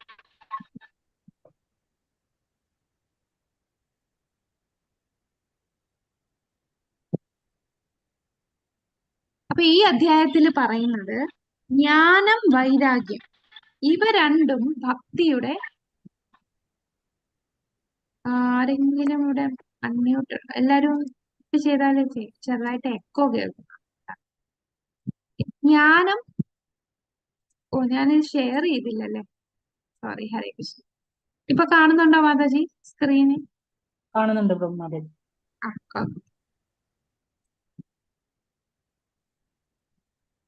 അപ്പൊ 14-ാമത്തെ അധ്യായത്തിൽ പറയുന്നത് ജ്ഞാനവും വൈരാഗ്യവും ഭക്തിയുടെ അംഗങ്ങളല്ല എന്നാണ് പറയുന്നത്. അപ്പം ചിലര് ചോദിക്കും, ഭക്തിയിൽ വരണമെങ്കിൽ എനിക്ക് ജ്ഞാനം വേണോ? ഞാൻ വൈരാഗ്യമായിട്ട് ഭക്തിക്ക് ചെയ്യാൻ പറ്റുമോ? ഇല്ല. നമ്മൾ നേരത്തെ അധ്യായത്തിൽ കണ്ടു, ഭക്തി എന്ന് പറയുന്നത് ഭക്തിയെ മാത്രമാണ് ആശ്രയിക്കുന്നത്. ഭക്തി വേറെ ഒന്നിനെയും ആശ്രയിക്കുന്നതല്ല. അപ്പോ ഇവിടെ സാധനയുമായുള്ള മറ്റ് സമ്പ്രദായങ്ങളുടെ ബന്ധം, 64 ഇനങ്ങളിൽ ഈ ജ്ഞാനവും വൈരാഗ്യവും അതിന്റെ ഭാഗമാണോ എന്നുള്ളതിനുള്ള ഉത്തരമാണ് നമുക്ക് ഈ 14-ാമത്തെ അധ്യായത്തിൽ പറയുന്നത്. അപ്പൊ സാധന ഭക്തിയും ജ്ഞാനവും വൈരാഗ്യവും തമ്മിലുള്ള ബന്ധമാണ് എന്താണ്? അപ്പോ നമ്മൾ ഭക്തിയുത സേവനത്തിന്റെ തുടക്കത്തിൽ ഇത് രണ്ടും ആവശ്യമാണ്. അപ്പൊ ഈ തുടക്കത്തിൽ നമുക്ക് ഇത് ആവശ്യം എന്ന് പറഞ്ഞാൽ എന്താണ്? ജ്ഞാനം എന്ന് പറയുമ്പോൾ നമ്മൾ ഭഗവത്ഗീത ആദ്യം പഠിക്കുന്നു. നമ്മൾ ഭക്തി ചെയ്യുന്നതിന് മുമ്പ് ഇപ്പൊ ലെവൽ 1-ന്റെ ക്ലാസ്, ഭഗവത്ഗീത ക്ലാസ് വന്നു. അപ്പൊ നമുക്ക് എന്താണ് ഈ ഭഗവത്ഗീതയിൽ പറയുന്നത് എന്നറിയാൻ വേണ്ടി നമ്മൾ ആദ്യം ലെവൽ 1 ക്ലാസ് അറ്റൻഡ് ചെയ്തു. അപ്പോഴാണ് നമ്മൾ 2-ാമത്തെ അധ്യായത്തില് ഭഗവാൻ പറഞ്ഞു കൊടുക്കുന്നു. എന്താണ് ആദ്യം പറഞ്ഞു കൊടുക്കുന്നത്? അർജുനന് ഫസ്റ്റ് പറഞ്ഞു കൊടുക്കുന്ന ഏത് ജ്ഞാനമാണ്? നമ്മൾ ഈ ശരീരം ആത്മാവാണെന്നുള്ള ജ്ഞാനം കിട്ടി. അപ്പൊ നമുക്കൊരു ഐഡിയ കിട്ടി, ഓ ഞാൻ ആത്മാവാണല്ലേ എന്ന് നമുക്ക് മനസ്സിലായി. അപ്പൊ നമുക്കൊരു അജ്ഞാനം മാറി. അപ്പൊ ഈ പറയുന്ന ജ്ഞാനം ഇത്രയും ഇങ്ങനെ നമ്മള് ഭക്തിയിലേക്ക് പയ്യെ പയ്യെ വരികയാണ്. നമ്മൾ ശരീരമല്ല, ഞാൻ ആത്മാവാണ്. കൂടാതെ പിന്നീടുള്ള അധ്യായങ്ങളിൽ നമുക്ക് മനസ്സിലായി, അമേവാംശോ ജീവലോകെ, ഭഗവാന്റെ അംശങ്ങളോ, നമ്മളെല്ലാം ഭഗവാന്റെ അംശമാണല്ലേ എന്ന് നമുക്ക് മനസ്സിലായി. ഈ കാര്യങ്ങൾ മനസ്സിലാക്കി നമുക്ക് മുന്നോട്ട് പോകാം. അല്ലാതെ നമ്മൾ ഈ ഫുള്ള് വേദങ്ങളെല്ലാം പഠിച്ചു കഴിഞ്ഞിട്ടേ എനിക്ക് ഭക്തി ചെയ്യാൻ പറ്റൂ, അങ്ങനെയില്ല. നമുക്ക് ഇത്രയും അറിഞ്ഞാൽ മതി, ഞാൻ ഭഗവാന്റെ അംശമാണ്, ഞാൻ ആത്മാവാണ്, ഞാൻ ഭഗവാന്റെ അംശമാണ്, ഞാൻ തിരിച്ച് ഭഗവത് ധാമത്തിലേക്കാണ് പോകേണ്ടത്, ഭഗവാന്റെ അടുത്താണ് തിരിച്ചു പോകേണ്ടത്. ഈ ഒരു ജ്ഞാനം നമുക്ക് ഭക്തിയുത സേവനത്തിന് ആവശ്യമാണ്. അല്ലാതെ ഒരുപാട് ഡീറ്റെയിൽ ആയിട്ട് മറ്റുള്ള ജ്ഞാനികളെ പോലെ ഒരുപാട് യോഗാഭ്യാസങ്ങളും ഒരുപാട് വേദങ്ങളും ശാസ്ത്രങ്ങളും ഒക്കെ ഒരുപാട് പഠിച്ച് അതിൽ നിന്നുള്ള ജ്ഞാനം ആർജിച്ചാലേ ഭക്തി ചെയ്യാൻ പറ്റൂ എന്നില്ല. നമുക്ക് വേണ്ട ജ്ഞാനം ഇത്ര മാത്രം. ഇനി വൈരാഗ്യം എന്ന് പറയുമ്പോ നമ്മൾ മനസ്സിലാക്കേണ്ടത്, സാധാരണ വൈരാഗ്യം എന്ന് പറയുമ്പോൾ എന്തായിരിക്കും? ഭൗതികമായിട്ടുള്ള ഒന്നിനോടും ഒന്നും തൊടുക പോലുമില്ല, ഒന്നും ഉപയോഗിക്കത്തില്ല. ആ വ്യക്തി കുടുംബം എല്ലാം ഉപേക്ഷിച്ച് നിസ്സംഗനായിട്ട് കാട്ടിൽ പോയി തപശ്ചര്യ ചെയ്ത് അഷ്ടാംഗ യോഗയൊക്കെ ചെയ്ത് ഭക്തിയിലേക്ക് എത്തും. അങ്ങനെ ചെയ്യേണ്ട ആവശ്യമുണ്ടോ? നമുക്ക് ഭക്തി ചെയ്യാനായിട്ട് ആ വൈരാഗ്യം നമുക്ക് ആവശ്യമാണോ? ആവശ്യമില്ല. പക്ഷെ നമുക്ക് വേണ്ട വൈരാഗ്യം എന്ന് പറഞ്ഞാൽ വളരെ സിമ്പിൾ ആണ്. 4 യമനിയമങ്ങൾ പാലിക്കുക, അല്ലെ? മത്സ്യമാംസാദികൾ ഉപേക്ഷിക്കുക, പിന്നെന്താ, നോ ഇൻടോക്സിക്കേഷൻ, എന്തായാലും പറയാ, ലഹരി പദാർത്ഥങ്ങൾ ഉപേക്ഷിക്കുക, പിന്നെ പരസ്ത്രീ പുരുഷ ബന്ധം ഉപേക്ഷിക്കുക, പിന്നെ ചൂതുകളി ഉപേക്ഷിക്കുക. ഇത്രയേ ഉള്ളൂ. അല്ലാതെ നമ്മളെ കുടുംബവും നമ്മളെ ജോലിയും എല്ലാം ഉപേക്ഷിച്ച് ഈ ഭൗതികമായിട്ട് ഒരു ബന്ധമില്ലാതെ കാട്ടിൽ പോയി ഒറ്റയ്ക്കിരുന്ന് തപസ് ചെയ്യേണ്ട ആവശ്യമില്ല. ആ ഒരു വൈരാഗ്യം നമ്മളെ ഭക്തിക്ക് വേണ്ട. ഭക്തി ചെയ്യാനായിട്ട് നമ്മൾ ഈ 4 നിയമങ്ങൾ പിന്തുടരുന്ന വൈരാഗ്യം വേണം. അപ്പൊ അത് ഇനി ഈ ജ്ഞാനത്തിനും വൈരാഗ്യത്തിന്റെയും പുറകെ ഒരുപാട് പോയാൽ അത് പ്രശ്നമാണ്. ഇല്ല, ഞാൻ വളരെ വലിയ വൈരാഗിയാണ്, ഞാൻ ഒന്നിനോടും എനിക്ക് ഒരു താല്പര്യമില്ല, എനിക്ക് കുടുംബത്തിനോടും ഒക്കെ ഒരു കുടുംബത്തിന്റെ കൂടെ നിൽക്കാൻ പോലും എനിക്ക് താല്പര്യമില്ല, എല്ലാം ഉപേക്ഷിച്ചു പോകാനുള്ള തോന്നല്, പിന്നെ ഒരുപാട് ജ്ഞാനം ആർജിക്കണം, എനിക്ക് ഇനി അറിയണം എന്നുള്ള ആഗ്രഹം, ഇതെല്ലാം ഭക്തിക്ക് ശരിക്കും തടസ്സമാണ്. അങ്ങനെ നമ്മൾ കൂടുതൽ ഇതിന്റെ പുറകെ പോയി കഴിഞ്ഞാൽ നമ്മളുടെ ഹൃദയം കാഠിന്യമേറിയതാവും. അങ്ങനെ വരുമ്പോ ഭക്തിയെ വില കുറച്ച് കാണും. അപ്പൊ ഭക്തര് അതല്ലേ ഇപ്പൊ മായാവാദികളൊക്കെ പറയുന്നു, ഇവര് ഭയങ്കര സെന്റിമെന്റലിസ്റ്റ് ആണ്, ഭഗവാനെ കുറിച്ച് കേൾക്കുമ്പോ കരയുന്നു, നൃത്തം ചെയ്യുന്നു. ഇവർക്ക് ഈ സമയത്തിരുന്ന് വേദം പഠിച്ചൂടെ? നമ്മുടെ ടീച്ചിങ്സ് ഓഫ് ലോർഡ് ചൈതന്യത്തിൽ പറയുന്നുണ്ട്. ചൈതന്യ മഹാപ്രഭുവിനോട് ചോദിക്കുമ്പോ ചൈതന്യ മഹാപ്രഭു അപ്പം വളരെ വിനയാന്വിതനായിട്ട് പറയും, എന്റെ ഗുരു എന്നോട് പറഞ്ഞത് എനിക്ക് ഇത്രയും ബുദ്ധിയേ ഉള്ളൂ, അതുകൊണ്ട് നാമം ജപിച്ചാൽ മതി എന്നാണ് എന്റെ ഗുരു എന്നോട് പറഞ്ഞത്. കാരണം അവരോട് അധികം വളരെ വിനീതനായിട്ടാണ് അദ്ദേഹം പറഞ്ഞത്. പിന്നീടാണ് മനസ്സിലായത് ഇത്രയും വലിയ നിമായി പണ്ഡിതാണ്, ആ പണ്ഡിതനായിട്ടുള്ള നിമായിയാണ് പറയുന്നത്, എനിക്ക് ബുദ്ധി കുറവ് കൊണ്ട് എന്റെ ഗുരു എന്നോട് പറഞ്ഞു നാമം ജപിച്ചാൽ മതി, അതുകൊണ്ട് ഞാൻ നാമം ജപിക്കുന്നു, നൃത്തം ചെയ്യുന്നു. എനിക്കറിയില്ല, നാമം ജപിക്കുമ്പോ എനിക്ക് അതിയായിട്ടുള്ള ആഹ്ലാദം ഉണ്ടാവുകയും കണ്ണീര് പൊഴിക്കുകയും എനിക്ക് നൃത്തം ചെയ്യാനും ഒക്കെ തോന്നും, ആ നാമത്തിന്റെ ശക്തി കൊണ്ടാണ്. അപ്പം കഠിനമായി ഒരുപാട് ജ്ഞാനം വൈരാഗ്യമായിട്ടുള്ളവര് ഇതിനെ വില കുറച്ച് കാണും. അതുകൊണ്ട് ജ്ഞാനവും വൈരാഗ്യത്തിന്റെയും പിന്നിൽ ഒരുപാട് പോകാതിരിക്കുക. അങ്ങനെ പോയാൽ നമ്മളുടെ ഹൃദയം കഠിനമാവുകയും അപ്പോൾ നമ്മൾ ഭക്തിയെ വില കുറച്ച് കാണും. നമ്മൾ പലതും തിരസ്കരിച്ച് മാറി നിൽക്കുമ്പോൾ നമ്മുടെ ഹൃദയം ഭയങ്കര കഠിനമാവും, ദൃഢമാവും. അപ്പൊ ഭക്തിയുത സേവനം ചെയ്യുമ്പോൾ നമുക്ക് ഈ ജ്ഞാനവും വൈരാഗ്യവും ഓട്ടോമാറ്റിക് ആയിട്ട് വരും. നമ്മളിപ്പോ നാമം ജപിക്കാൻ തുടങ്ങി, നമുക്കിപ്പം ഭഗവത്ഗീത പഠിച്ചു, അപ്പൊ നമുക്ക് ജ്ഞാനം ആർജിക്കാൻ തുടങ്ങി. പിന്നെ നമുക്ക് ഇപ്പം ഭൗതികമായിട്ടുള്ളതിലൊക്കെ താല്പര്യം കുറഞ്ഞു വരുന്നു. അപ്പൊ ഭക്തി ചെയ്യുമ്പോൾ തന്നെ അതിന്റെ ബൈ പ്രോഡക്റ്റ് ആയിട്ട് നമുക്ക് ജ്ഞാനവും വൈരാഗ്യവും കിട്ടും. അല്ലാതെ ഭക്തി ചെയ്യുന്നതിന് മുമ്പ് നമ്മൾ ജ്ഞാനവും വൈരാഗ്യവും എല്ലാം കിട്ടിയിട്ട് വേണം എനിക്ക് ഭക്തി ചെയ്യാനെന്ന് ചിന്തിക്കല്ലേ. ചില ആൾക്കാർ പറയും, ഞാൻ വെജിറ്റേറിയൻ ഒക്കെ ആയിട്ട് നാമം ജപിക്കാൻ തുടങ്ങാം, അല്ലെങ്കിൽ ഞാൻ ഇനി ഇവിടൊക്കെ ഞാൻ അങ്ങ് മാറിയിട്ട് എന്റെ കുറച്ച് കാര്യങ്ങളൊക്കെ മനസ്സിലാക്കിയിട്ട് ഞാൻ വന്നോളാം. അങ്ങനെയല്ല, നമ്മൾ നാമം ജപിച്ചാണ് നമ്മൾ വെജിറ്റേറിയൻ ആയി മാറുന്നത്, അല്ലെ? ഒരുപാട് പേര് ആദ്യം മത്സ്യമാംസാദികളൊക്കെ കഴിക്കും. അപ്പൊ നമ്മൾ എന്താ പറയുന്ന, സാരയില്ല, നാമം ജപിച്ചോളൂ, നാം അകാരി ബഹുതാം നിജ സർവശക്തി തത്താർപ്പിത നിയമിത സ്മരണേന കാല. ഭഗവാന്റെ നാമത്തിന് നിയമങ്ങളൊന്നുമില്ല. നിങ്ങള് മത്സ്യമാംസാദികൾ കഴിക്കുന്നെങ്കിൽ നാമം ജപിച്ചോളൂ, ആ നാമത്തിന്റെ ശക്തി കൊണ്ട് നമ്മൾ തന്നെ മാറിക്കോളും. അതാണ് ഭക്തി എന്ന് പറയുന്നത്. അപ്പൊ ഭക്തിക്ക് നമ്മൾക്ക് ഈ ജ്ഞാനവും വൈരാഗ്യവും ഓട്ടോമാറ്റിക് ആയിട്ട് തരാൻ സാധിക്കും. ഇവിടെ സ്ലൈഡിൽ പറയുന്നത് വർണ്ണാശ്രമം. വർണ്ണാശ്രമം എന്ന് പറയുന്ന ഭക്തിയിലെ ഒരു ഇനമല്ല. ഈ വർണ്ണാശ്രമം എന്ന് പറയുന്ന എന്തിനാണ് ഭഗവാൻ കൊണ്ട് തന്നത്? അത് നമുക്ക് ഭൗതിക ആഗ്രഹങ്ങളൊക്കെ ഉണ്ടെങ്കിൽ അത് ഒരു റൂള് വെച്ച് തൃപ്തിപ്പെടുത്താൻ വേണ്ടിയാണ്. ഒരാളുടെ ആഗ്രഹങ്ങൾ തൃപ്തിപ്പെടുത്തുന്നതിനുള്ള ഒരു സംവിധാനമാണ് വർണ്ണാശ്രമ ധർമ്മം. ഭക്തിയുള്ള സേവനം ചെയ്യുമ്പോൾ ഈ വർണ്ണാശ്രമം ഒന്നും അവിടെ ബാധിക്കുന്നില്ല. ഭക്തി എന്നാൽ അന്യാഭിലാഷിതാ ശൂന്യം, അല്ലെ? വ്യക്തിപരമായ ആഗ്രഹങ്ങളിൽ നിന്നുള്ള സ്വാതന്ത്ര്യം. നമുക്ക് ഭൗതികമായിട്ടുള്ള ആഗ്രഹങ്ങളൊന്നുമില്ല, ഒരു ആഗ്രഹവും ഇല്ലാതെ ഭഗവാനെ സേവിക്കുക എന്നുള്ളതാണ് ഭക്തി എന്ന് പറയുന്നത്. അപ്പൊ ആഗ്രഹങ്ങൾ ഉള്ളവർക്കാണ് ഈ വർണ്ണാശ്രമം പാലിച്ച് ചെയ്യാൻ. ഇപ്പം എനിക്ക് ആഗ്രഹങ്ങളൊക്കെ ഉണ്ട്, അതൊക്കെ എനിക്ക് സാധിക്കണ്ടേ, ഞാൻ ഒരു മനുഷ്യനല്ലേ, ഇപ്പൊ എനിക്ക് ആഗ്രഹങ്ങൾ ഉണ്ടായി പോവില്ലേ? അപ്പൊ ശരി, നീ ആഗ്രഹിച്ചോ, പക്ഷെ വർണ്ണാശ്രമം അനുസരിച്ച് നീ ആഗ്രഹിച്ച്, അതായത് ആദ്യം നീ ബ്രഹ്മചര്യം സ്വീകരിക്കുക, പിന്നെ നീ ഗൃഹസ്ഥനായിക്കോ, അപ്പൊ നിനക്ക് ആഗ്രഹങ്ങളൊക്കെ സബലീകരിക്കാം, പിന്നെ നീ വാനപ്രസ്ഥം സ്വീകരിക്കണം, പിന്നെ സന്യാസം സ്വീകരിക്കണം. അങ്ങനെ നമുക്ക് പോകാം. എന്നാൽ ഭക്തിയില് ഈ ആഗ്രഹമേ ഇല്ല, പിന്നെന്തിനാണ് വർണ്ണാശ്രമം? അപ്പൊ ഭക്തിയുടെ ഒരു ഇനമല്ല വർണ്ണാശ്രമം. ആഗ്രഹമുള്ളവർക്ക് തൃപ്തിപ്പെടുത്താനുള്ള സംവിധാനം മാത്രമാണ്.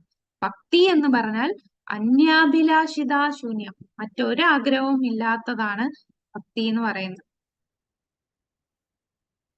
ചൈതന്യ മഹാപ്രഭു രാമാനന്ദ റായുമായിട്ടുള്ള ആ സംസാരത്തില് എന്താണ് നമ്മൾ ഭക്തി എന്ന് പറഞ്ഞാൽ എന്ന് രാമാനന്ദ റായിയോട് ചോദിക്കുമ്പോൾ അദ്ദേഹം പറയും, ആദ്യം പറയുന്ന വർണ്ണാശ്രമം പറയും. അപ്പോഴാണ് ഭഗവാൻ പറയുന്നത്, ചൈതന്യ മഹാപ്രഭു പറയും, ഇല്ല അത് വെറും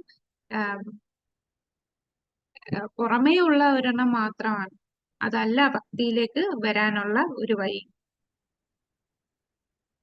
കൃഷ്ണാബോധം ഇല്ലാത്ത ആൾക്ക് ശുപാർശ ചെയ്യുന്നതാണ് വർണ്ണാശ്രമം. കൃഷ്ണാബോധം ഉള്ളവർക്ക് ഈ വർണ്ണാശ്രമത്തിന്റെ ആവശ്യം വരുന്നില്ല. ഇനിയാണ് നമ്മൾ നേരത്തെ പറഞ്ഞ ജ്ഞാനവും വൈരാഗ്യവും. ശ്രദ്ധ വ്യതിചലിപ്പിക്കുന്നതിൽ നിന്നും ഇന്ദ്രിയ വസ്തുക്കളിലേക്ക് സ്വാതന്ത്ര്യമാകുന്നുവെങ്കിൽ കൃഷ്ണനിൽ ശ്രദ്ധ കേന്ദ്രീകരിക്കില്ല. അതിനാൽ സാധനാ ഭക്തിയുടെ ഒരു ഇനമല്ല. അപ്പൊ ജ്ഞാനവും വൈരാഗ്യവും സാധനാ ഭക്തിയുടെ ഇനമല്ല. ഹൃദയത്തെ കഠിനമാക്കാൻ കഴിയും. നമ്മൾ നേരത്തെ പറഞ്ഞ പോലെ ഒരുപാട് അങ്ങ് ത്യാഗീയ മനോഭാവം ആകുമ്പോൾ നമ്മുടെ ഹൃദയം കഠിനമാകും.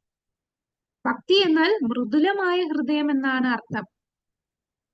ഇത് ഭാഗവതത്തിൽ പറയുന്നുണ്ട്. മൃദുല ഹൃദയമാണ് നമുക്ക് വേണ്ടത്. നമുക്ക് ഭഗവാനോടുള്ള പ്രേമമാണ് വരുന്നത്. ആ പ്രേമം വരണമെങ്കിൽ ഹൃദയം കഠിനമായാൽ നമുക്ക് പ്രേമം ഉണ്ടാകില്ല. ആ മൃദുല ഹൃദയത്തിലെ പ്രേമം വരാവൂ. ഒരുപാട് ജ്ഞാനവും വൈരാഗ്യത്തിന്റെയും പുറകെ പോയാൽ നമ്മൾ ഭയങ്കര കഠിന ഹൃദയരായി മാറും. ഹൃദയത്തെ കഠിനമാക്കാതെ എങ്ങനെ വേർപിരിയൽ പരിശീലിക്കാം? അതാണ് നമ്മള് ഹൃദയത്തെ കഠിനമാക്കാതെ നമ്മളുടെ ആ ത്യാഗമാണ് 4 യമനിയമങ്ങൾ പാലിക്കുക. നമ്മൾ ഏകാദശി പോലെയുള്ള വ്രതങ്ങൾ ആചരിക്കുക. നാളെ ജന്മാഷ്ടമിയാണ് അല്ലെ? അപ്പൊ ജന്മാഷ്ടമിക്ക് നമ്മള് 12 മണി വരെ ഉപവാസമാണ്. പിന്നെ അതിന്റെ പിറ്റേന്ന് എന്താണ്? ജന്മാഷ്ടമിയുടെ പിറ്റേന്ന് പ്രഭുപാദര ദിനമാണല്ലേ, നന്ദോത്സവമാണ്. അന്നാണ് പ്രഭുപാദരുടെ ആവിർഭാവം. അപ്പം പ്രഭുപാദരുടെ ആവിർഭാവ ദിനത്തില് നമുക്ക് ഉപവാസം, അത് ഉച്ചയ്ക്ക് 12 മണി വരെയാണ്. അപ്പൊ നാളെ ഏകാദശിയല്ലേ മാതാജി? എന്തോ പ്രഭു? അതിന്റെ പിറ്റേ ദിവസം വ്യാഴാഴ്ച ഏകാദശിയല്ലേ? വ്യാഴാഴ്ച വ്യാഴാഴ്ചയാണോ ഏകാദശി? വെള്ളിയാഴ്ചയാണ്. അല്ലല്ല, വെള്ളിയാഴ്ച പ്രഭു. വെള്ളിയാണ് തോന്നുന്നു, വെള്ളിയാഴ്ച. വെള്ളിയാഴ്ചയാണ്. കലണ്ടറിൽ വ്യാഴാഴ്ച കിടക്കണമെന്ന്. ഇതിൽ ഇസ്കോണിൽ വ്യത്യാസം ഉണ്ടാവും. കലണ്ടറെ കണ്ടത് ഏകാദശി വ്യാഴാഴ്ചയാണ്. പ്രഭു നമ്മളെ വെള്ളിയാഴ്ചയാണ്. വൈഷ്ണവ കലണ്ടർ അനുസരിച്ച് ആയിരിക്കും നമ്മൾ ഫോളോ ചെയ്യേണ്ടത്. അപ്പൊ നമുക്ക് ഇനി അങ്ങോട്ട് ഈ ഒരാഴ്ച നമുക്ക് ഉപവാസമാണല്ലേ. അപ്പൊ അതൊക്കെ നമ്മളെ ഇന്ദ്രിയത്തെ നമ്മൾ നിയന്ത്രിക്കുന്നത്. അപ്പൊ അതൊക്കെ ഒരു തരത്തിലുള്ള ത്യാഗമാണ്, നമ്മളെ ഇന്ദ്രിയങ്ങളെ നിയന്ത്രിക്കുന്നത്. അപ്പൊ ഈ ജന്മാഷ്ടമി ഇതുപോലെയുള്ള ദിവസങ്ങളിൽ നമ്മൾ ഉപവാസം അനുഷ്ഠിക്കുമ്പോൾ അത് ഒരുപാട് നമുക്ക് ആ ഒരു എഫക്റ്റ് ആണ്. ഭഗവാന്റെ അനുഗ്രഹം ഒരുപാട് കിട്ടുന്നതാണ് ആ ഭഗവാന് വേണ്ടി നമ്മളിങ്ങനെ ത്യാഗങ്ങൾ ചെയ്യുമ്പോൾ. ഇനി ഉണ്ട് യുക്തവൈ. ക്ലാസ് ഉണ്ടോ? നാളെ ക്ലാസ് ഉണ്ട്. എന്തെങ്കിലും ആർക്കെങ്കിലും, എല്ലാരും ടെമ്പിളിലായിരിക്കും അല്ലെ? ടെമ്പിളിലെ അതെ. ഈ ശോഭയാത്രയൊക്കെ ഉണ്ട്. മാതാജി നാളത്തെ ക്ലാസ് മറ്റന്നാൾ വെക്കാൻ പറ്റില്ലേ? മാതാജിക്ക് എനിക്ക് കുഴപ്പമൊന്നുമില്ലെങ്കിൽ. വേറൊരു ക്ലാസ് ഉണ്ട്. മറ്റന്നാളും ഒക്കെ അതിന്റെ അടുത്ത ദിവസം ഒക്കെ ക്ലാസ് ഉണ്ട്. കുഴപ്പമില്ല, നാളെ എല്ലാരും ബിസി ആണെങ്കിൽ നമുക്ക് ക്ലാസ് ക്യാൻസൽ ചെയ്യാം. വേറൊരു ദിവസം നമുക്ക് പകരം എടുക്കാം.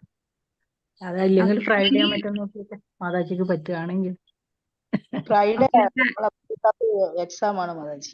ഓ ശരി. അല്ലെങ്കിൽ നമുക്ക് അടുത്ത ആഴ്ച അതെ. ഒരു ചാപ്റ്റർ കൂടെ എക്സ്ട്രാ എടുത്ത് നമുക്ക് നെക്സ്റ്റ് വീക്ക് എടുക്കാം മാതാജി. എന്തോ പ്രഭു? നെക്സ്റ്റ് വീക്ക് എടുക്കാം. നെക്സ്റ്റ് വീക്ക്, അതെ നെക്സ്റ്റ് വീക്ക് തന്നെ എടുക്കാം. അപ്പൊ നാളത്തെ ക്ലാസ് എല്ലാരും നാളത്തെ സേവയിലായിരിക്കുമ്പോ നമുക്ക് ക്ലാസ് നാളെ ക്യാൻസൽ ചെയ്യാം. അപ്പൊ കൂടുതൽ നാമം ജപിക്കുക. ഇതുവരെ നാമം ജപിക്കുന്നതിനേക്കാളും കൂടുതൽ നാമം ജപിക്കുക, കൂടുതൽ ഭക്തിയുത സേവനം ചെയ്യുക. നാളത്തെ ദിവസം വേറെ ഒന്നും ചിന്തിക്കണ്ട, ഭഗവാനെ കുറിച്ച് മാത്രം ചിന്തിക്കുക. ഹരേ കൃഷ്ണ. അപ്പൊ നമുക്ക് ഇതുകൂടെ പറയാം. യുക്തവൈരാഗ്യവും അടുത്തത് ഫൽഗു വൈരാഗ്യം. ഇങ്ങനെ 2 വൈരാഗ്യമുണ്ട്. അപ്പൊ വൈരാഗ്യം എന്ന് പറയുമ്പോൾ ഒന്ന് യുക്തവൈരാഗ്യം എന്ന് പറഞ്ഞാൽ നമ്മള് ഭൗതികമായിട്ടുള്ള ഒരു വസ്തുവിനെയും നമ്മൾ ഉപേക്ഷിക്കുന്നില്ല. അതെല്ലാം ഭഗവാന്റെ സേവനത്തിന് വേണ്ടി സ്വീകരിക്കുകയാണ് ചെയ്യുന്നത്. ഇപ്പൊ പ്രഭുപാദര് എയറോപ്ലെയിനിൽ യാത്ര ചെയ്തു, പ്രഭുപാദര് വലിയ കാറിൽ യാത്ര ചെയ്തു.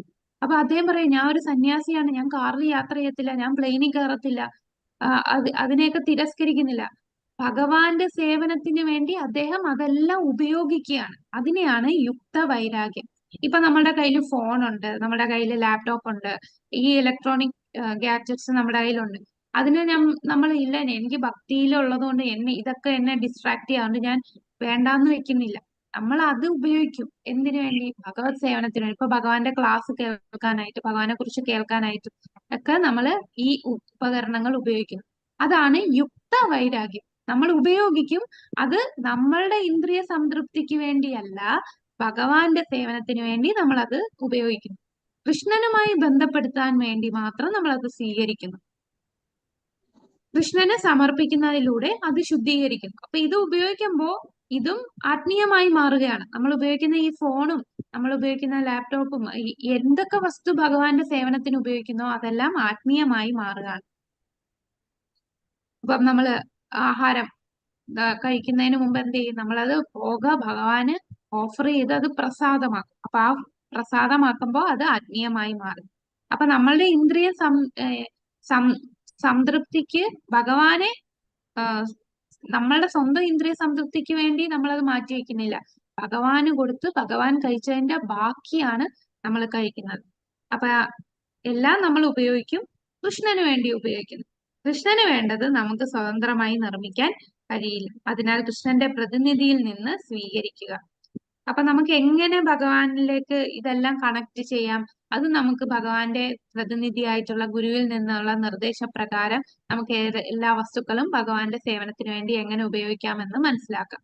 അപ്പൊ നമ്മളുടെ സ്വന്തം ഇഷ്ടത്തിന്, ഇപ്പൊ എനിക്ക് ചായ ഇഷ്ടമാണ്, അതുകൊണ്ട് ഞാൻ ചായ ഉടനെ തുളസി ഇല ഇട്ട് ഭഗവാനെ ഓഫർ ചെയ്തിട്ട് കുടിക്കാം. അത് നമ്മളുടെ ഇന്ദ്രിയ സംതൃപ്തിയാണ് അവിടെ വരുന്നത്. അപ്പം നമുക്ക് ചായ, കാപ്പി ഇതൊന്നും നമുക്ക് ഭക്തിയില് നമ്മുടെ 4 യമനിയമങ്ങളിൽ വരുന്നതാണല്ലേ, ചായ കാപ്പിയും ഉൾപ്പെടും. അപ്പൊ അതുകൊണ്ട് ചായയും കാപ്പിയും ഞാൻ ഉപയോഗിക്കുന്നില്ല. അത് നമ്മള് പ്രതിനിധിയിലൂടെയാണ് മനസ്സിലാക്കിയത്. ഹരേ കൃഷ്ണ ഭഗവാൻ മാതാജി. ഹരേ കൃഷ്ണ ആ മാതാജി. മാതാജി, ആ എന്തുകൊണ്ടാണ് ഈ ചായയും കാപ്പിയും ഒന്നും കുടിച്ചുകൂടാന്ന് പറയുന്നതിന്റെ? അത് ഇപ്പം ചായ പലർക്കും തോന്നിയിട്ടുണ്ടല്ലേ, ചായ കറക്റ്റ് സമയത്ത് കുടിച്ചില്ലെങ്കിൽ തലവേദന വരും എന്ന് തോന്നിയിട്ടുണ്ടോ? അതെ അതെ അതേ ഉള്ളൂ. ആ ചായ ഭയങ്കര ആ അതെന്തുകൊണ്ടാന്നറിയോ? അത് അഡിക്ഷൻ ആയതുകൊണ്ടാ. അതെ അതെ നമ്മൾ അതെ. അതാണ് പ്രശ്നം. പക്ഷെ ഹെർബൽ ടീ ഒക്കെ നമുക്ക് കുടിക്കാം കേട്ടോ. നമ്മളിപ്പോ കുടിക്കുന്ന ഈ ചായ എന്ന് പറഞ്ഞാൽ അത് നമ്മളെ ലഹരിയാണത്. അതുകൊണ്ടാണ് നമുക്കത് ഇല്ലെങ്കിൽ തലവേദന വരുന്നത്. ആ അഡിക്ഷൻ മാറ്റാം. നമ്മൾ ലഹരി ഉപയോഗിക്കുന്ന പോലെ ചിലർക്ക് മദ്യം സേവിച്ചിട്ട് അത് പിറ്റേന്ന് കുടിച്ചില്ലെങ്കിൽ അവർക്ക് എന്തോ പോലെയാണ്.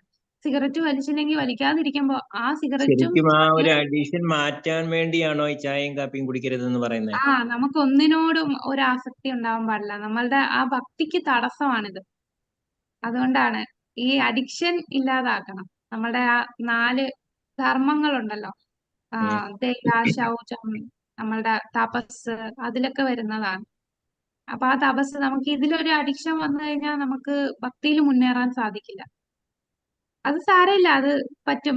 ഈ ടീ മാറ്റിയിട്ട് ഹെർബൽ ടീ വാങ്ങിച്ച് കുടിക്കാം.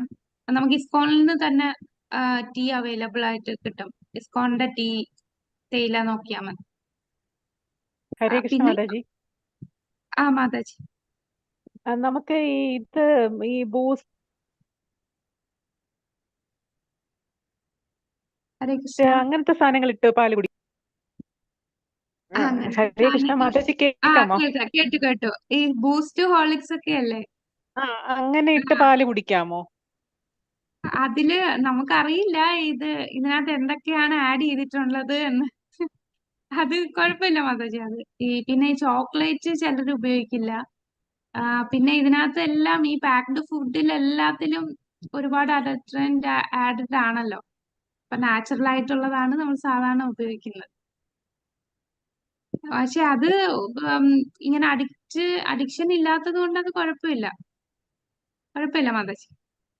ഹരേ കൃഷ്ണ മാതാജി. കേക്കിനകത്തൊക്കെ മുട്ടകളല്ലേ? കേക്കിനകത്തൊക്കെ കേക്കിനകത്തൊക്കെ എഗ്ലെസ് കേക്കൊക്കെ നോക്കണം. മിക്കതും എഗ് ഉള്ള കേക്കായിരിക്കും. കേക്ക്. ഹരേ കൃഷ്ണ മാതാജി. ഹരേ കൃഷ്ണ മാതാജി. കേൾക്കുന്നില്ല.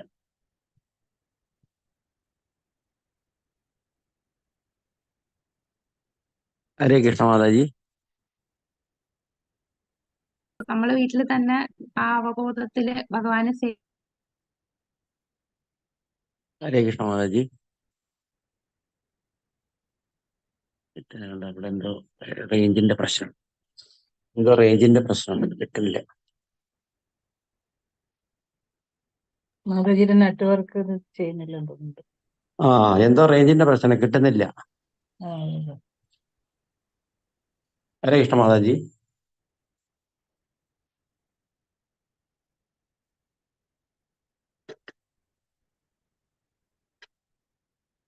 കിട്ടുന്നില്ലല്ലോ, കിട്ടുന്നില്ല.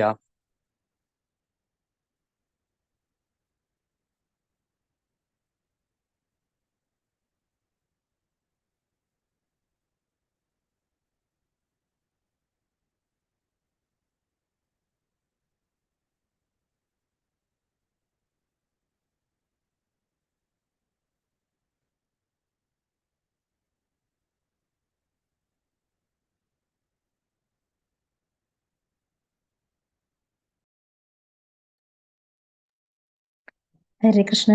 മാതാജി പറയുന്ന ആരെങ്കിലും കേൾക്കുന്നുണ്ടോ? ഹരേ ഇല്ല, കൃഷ്ണ. കേൾക്കുന്നില്ല. മാതാജി കേൾക്കുന്നില്ല മാതാജി. മാതാജി ഇതിന് പോയി, നെറ്റ്വർക്ക് പോയി. മാതാജി ഇപ്പൊ ഗ്രൂപ്പിലില്ല, ഇനി കേറിയിട്ട് വേണം. ഹരേ കൃഷ്ണ.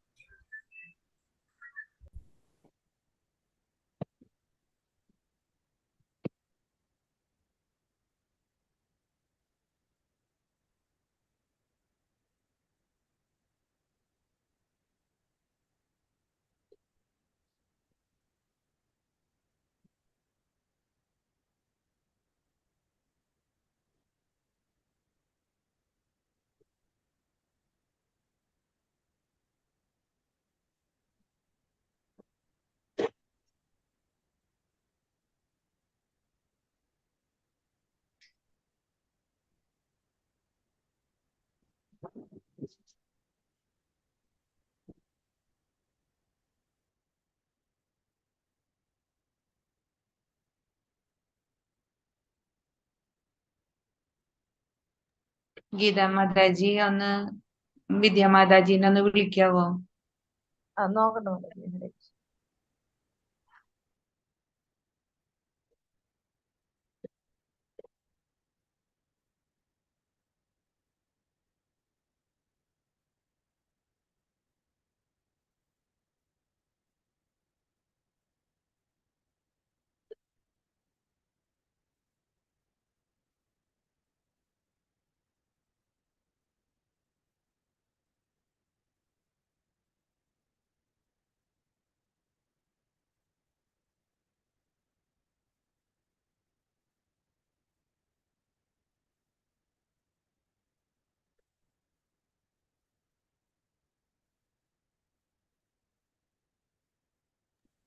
ഹരേ കൃഷ്ണ. ഉമ മാതാജി. ഹരേ കൃഷ്ണ. ഹരേ മാതാജിക്ക് കൃഷ്ണ. ഹരേ കൃഷ്ണ മാതാജി. പറയൂ മാതാജി. അത് പൊയ്ക്കോട്ടെ മാതാജി, എനിക്ക് ഷോപ്പിൽ സേവ പോണം. ഉണ്ടാവൂല്ലേ, സേവ ഉണ്ടാവൂല്ലേ മാതാജി? ലീവ് ചെയ്തോളൂ, 9 മണിയായില്ലേ. മാതാജിയുടെ നെറ്റ്വർക്ക് പോയിരിക്കുകയാണ്. Okay okay.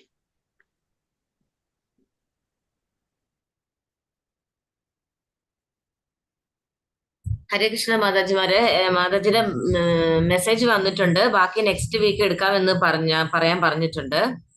ഓക്കെ ഓക്കെ, ശരി മാതാജി. ഹരേ കൃഷ്ണ.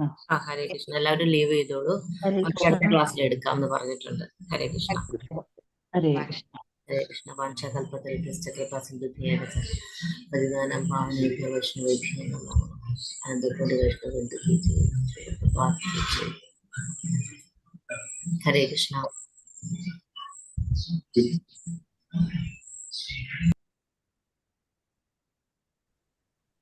ഹരേ കൃഷ്ണ. ഹരേ കൃഷ്ണ. ഹരേ കൃഷ്ണ. മാതാജിക്ക് നെറ്റ് കിട്ടുന്നില്ല, അതുകൊണ്ട് എല്ലാവരും ഇറങ്ങിക്കോളൂ. അടുത്ത ക്ലാസ്സിൽ നമുക്ക് ഇതിന്റെ ബാക്കിയും കൂടിയിട്ട് അടുത്ത അധ്യായം 15ഉം 14ന്റെ ലാസ്റ്റ് ബാക്കിയുള്ളതും 15ഉം കൂടിയിട്ട് എടുക്കാന്ന മാതാജി പറഞ്ഞത് കേട്ടാ. ഹരേ കൃഷ്ണ കേൾക്കുന്നില്ലേ പറയുന്നത്? കേൾക്കുന്നുണ്ട്. ആ കേൾക്കുന്നുണ്ട് ഓക്കെ. കേൾക്കുന്നുണ്ട്. എല്ലാവർക്കും ഹരേ ലെഫ്റ്റ് കൃഷ്ണ. ആയിക്കോളൂ കൃഷ്ണ കേട്ടാ. Mataji. Hare Hare Krishna. Thank U.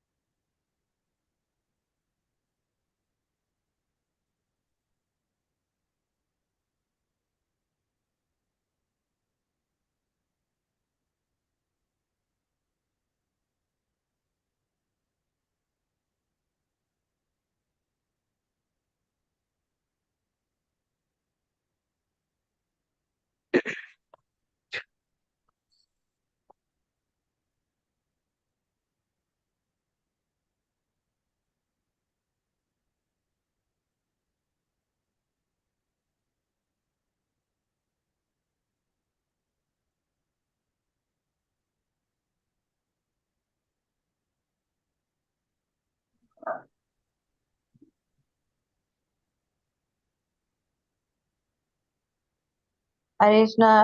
Bindu mataji host ആയിട്ടല്ലേ നിൽക്കുന്നത്? ഹരേ കൃഷ്ണ. ഹരേ കൃഷ്ണ. മാതാജിക്ക് ഇറങ്ങാൻ പറ്റണില്ലേ? അത് നോക്കട്ടെ ഞാൻ. ലീവില് നോക്കിയോ? അപ്പൊ അതില് ഓൾ വരും. അപ്പൊ അതില് ചെയ്തോളൂ. അപ്പൊ എല്ലാവരും ലെഫ്റ്റ് ആവും ശരി ശരി. ഹോസ്റ്റ് ആയിട്ട് നിൽക്കുന്നത്. ഓക്കെ. ഹരേ കൃഷ്ണ.